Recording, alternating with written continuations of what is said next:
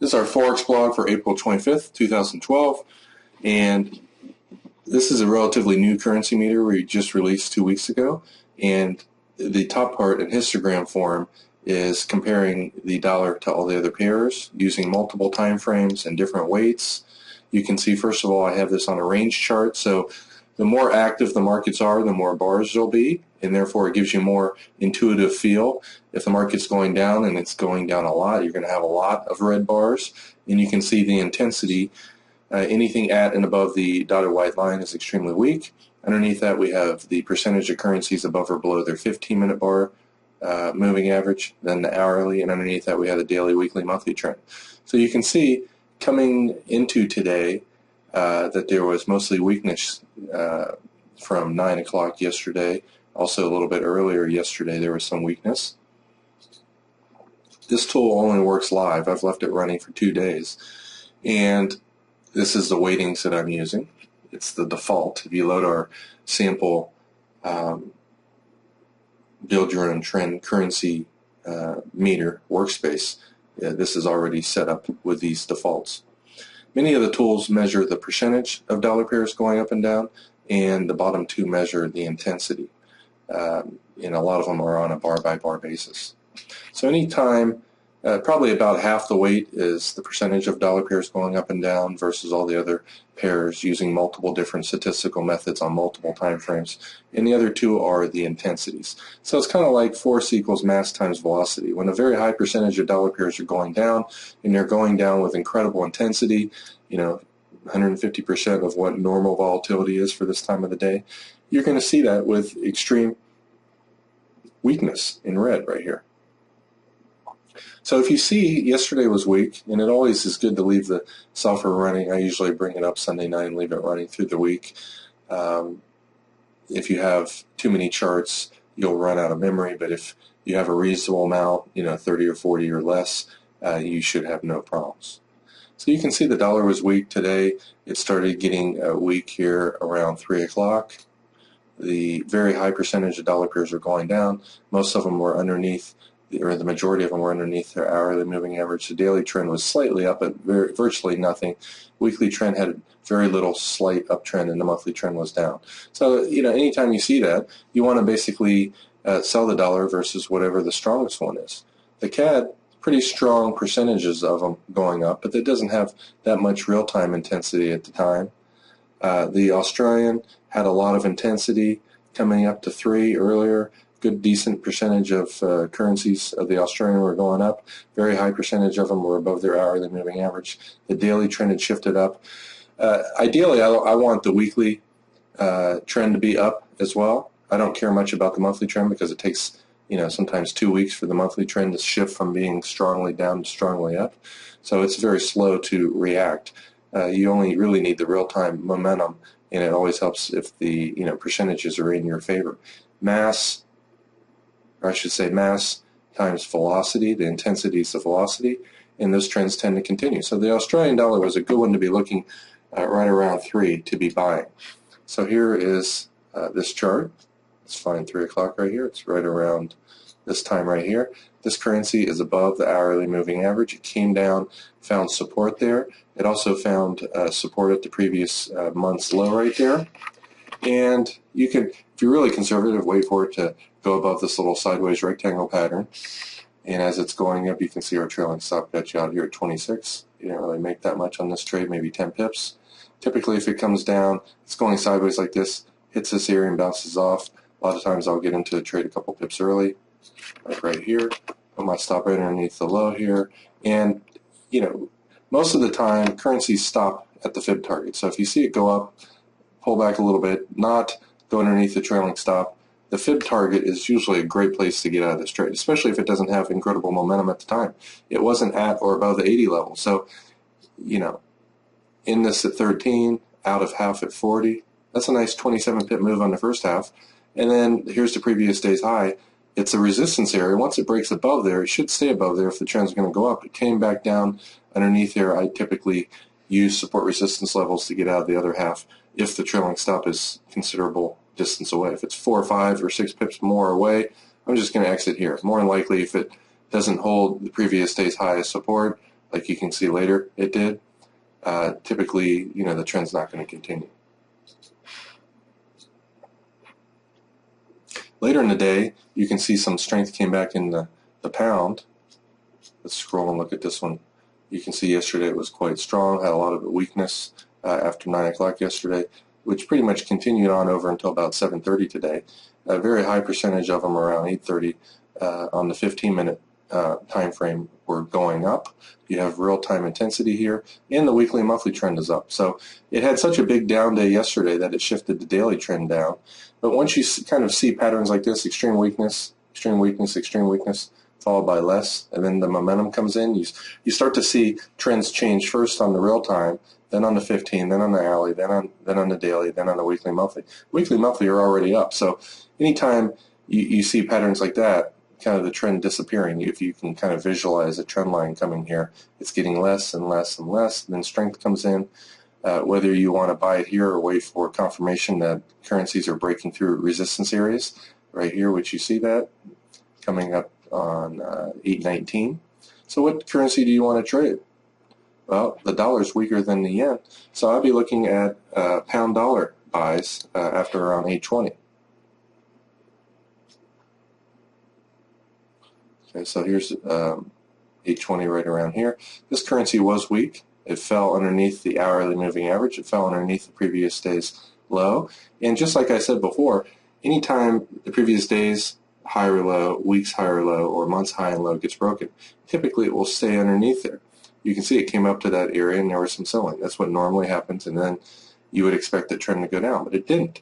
So really, the fact that this trend didn't come back down and touch the lows, when it goes back above the previous day's high, you might decide to get in here even a little bit before if you're watching this currency before the 8.19 time, and then you can see you pretty much got out at break even.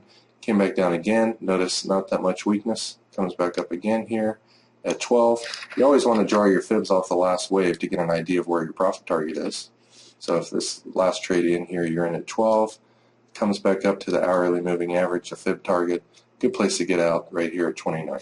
You made 17 pips. Now, if you're watching this and you're a brand new trader, you're probably thinking, well, I want to make 30 or 50 pips a day. First of all, that's a stupid idea, unless you're going to trade 4 or 5 hours a day, or mainly during the UK session, Asian or European session. 10 pips a day is all you need to double your account every 2 months. As you can see here, we have a planner in here. If you have a $2,000 account, getting 10 pips per day net, pretty much every 8 weeks you're doubling your account. Another 8 weeks out, your account's up to 17,908. And obviously, this is based on compounding, so it gets into some ridiculously huge numbers. And you're trading 51 lots at a time. But especially with a small account, really 10 pips a day doubles your account every 2 months. So if you're getting 20 or 30 pips a day, you can double your account in less than a month. Now here's some of the types of trades I look for. When I see a strong trend, I usually draw trend lines over the pullback bars, and especially when support areas are held. As soon as it breaks out, you want to go long. You can use our trailing stop. In this case, it went up 10, 20, 30, 35 pips. And ideally, you want to be buying above the hourly, selling underneath the hourly. But with the new currency meter, you can break those rules more often if you have a very high percentage of currencies there. Now, the CAD is obviously the better choice, the higher probability choice. And I always tend to trade more lots when all the time frames line up. This one became strong again right here at 650. The very high percentage of CAD pairs are going up. Short term, hourly, on the hourly chart, the daily, weekly, monthly are one of the strongest ones. So you want to sell the dollar CAD, especially after 630. It's pretty much a no-brainer. So here's 630 right here. Notice the prices underneath the hourly, and you can just simply draw trend lines underneath up moves, and when the trend lines are broken, you go short. Now this one didn't really have that much intensity for a while. It only pulled back about 12 pips here. If you use our trailing stops to get in and out, you had a small profit, small loss, short here at 52. And I always draw my fibs on these moves. If it comes down, doesn't hit the trailing stop, and comes down underneath the lower white bands and hits the fib target, I'm out of the whole thing right here at 28. So this last trade give about 24 pips. Now, your risk on this trade, anytime you place a trade, let's say this last trade you wanted to get short here with this little multi-hour wedge pattern, which sometimes form. You can usually visualize those if you have seen them enough. If you short when it breaks the trend line with your stop right above the bar's high by a pip or two, you can see you'd be in this trade here at 57. Your stop is at 64. You're risking a very tiny amount of pips, and that's really the only secret to trading. Usually the 2.0 band, when it gets underneath there, you're going to get a reversal. Rarely does the market ever go underneath the 3.0 green band. And if you see it touch this level, or even get within 3 to 5 pips of it, unless you're a greedy person, and greedy people typically lose money trading because they have a nice 20 pip win and they want 50, and so they hang on and then they give it back. And of course they don't get out at break even because they had 20 pips before, so psychologically they're like, I'm not going to get out at break even. It's going to reverse back in my direction as soon as I get out at break even. And then if it goes down 10 pips, well, I'm not going to get out now. I had a 20 pip profit. There's no way I'm going to take a loss on this. And of course, I've seen people take 1,000 pip losses. That is not our system. That's not what we teach. If the trade doesn't work, get the hell out of it immediately. And once a trade starts going away also, even as little as 8 or 9 pips, move your stop in half. And that way, we're waiting for the price to go your way before you get in. That causes some momentum. Usually it goes 3 to 5 pips minimum in your direction. Move your stop up or down, in this case, 3 to 5 pips. So if the trade stalls and reverses back up, instead of losing 7 or 8 pips, you only lose 3 or 4 pips. How hard, even as a new trader, do you think it is to get back a 3 to 5 pip loss, or even a 7 or 8 pip loss? It's not very hard. A lot of these currencies didn't move as many pips today as they have and frequently do most days, but even on these small 20, 25 pip wins, if you're losing 5 pips when you're wrong and making 15, even 15 when you're right, that's 3 times bigger wins than losses. You don't even have to be right half the time to, make money.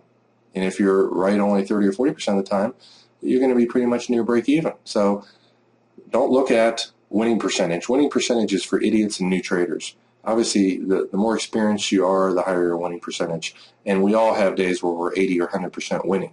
We also have days where we're 30 to 50% winning. So, some days are very choppy. We start trading, you don't know it's going to be choppy.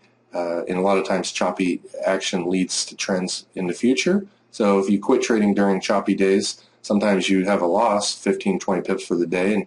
And if you quit, you miss the 50 or 80 pip of potential moves that happen frequently. And, on days where you don't quit, the market stays choppy all day. Always look at what news is coming out. And sometimes, 3 to 5 hours before a major news event, there's not going to be any movement. There's no reason to trade on those days until relatively close to the news announcement, especially after the news announcement. So I'll finish this blog post by showing, the CAD is very strong here. Which one after 6:30 was quite weak? Well, the pound was. So let's take a look at the, but it quickly shifted up. If you were looking at around 6:30 to sell the pound CAD, let's take a look at it.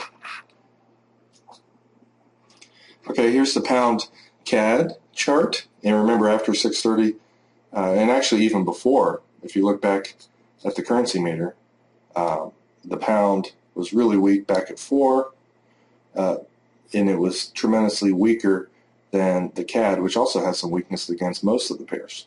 But right here at 6:50, the CAD became really strong, and this one was still weak, I believe. So if you're looking for trades after that, sometimes you're going to miss trades like this because both currencies are weak. You'd much rather at that time of the day sell the CAD or sell the pound versus the strongest one. But after that, you might go short right here with your stop above the high. This is a perfect example of why once this currency starts going your way, you move your stop down so you have a tiny loss. You go short again. And a lot of times you can just use trend lines to get in and out.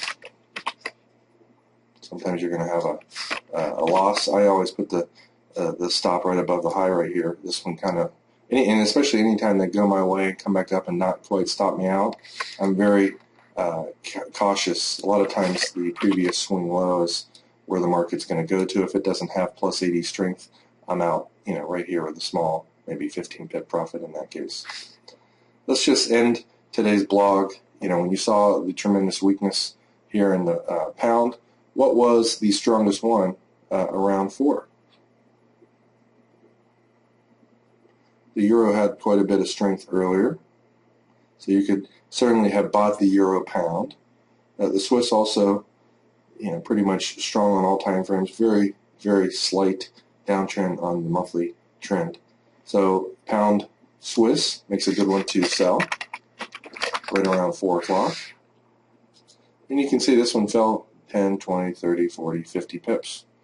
And also, I will end today's Forex blog by just pointing out the obvious. There are 3.0 green band, which I've said earlier in today's class, usually is the ultimate end of the move. This is an excellent place to get out of the trade. And this is also what typically happens when a previous day's low gets hit and goes underneath there. Usually it does not come back above it. You can see it slightly came back above it and then fell again. Very high probability trade for those who were watching this at the time. Here's 410, and if you look at the currency meter here, you can see it started getting weak at 3:53. So you had 17 minutes to be waiting for that breakout.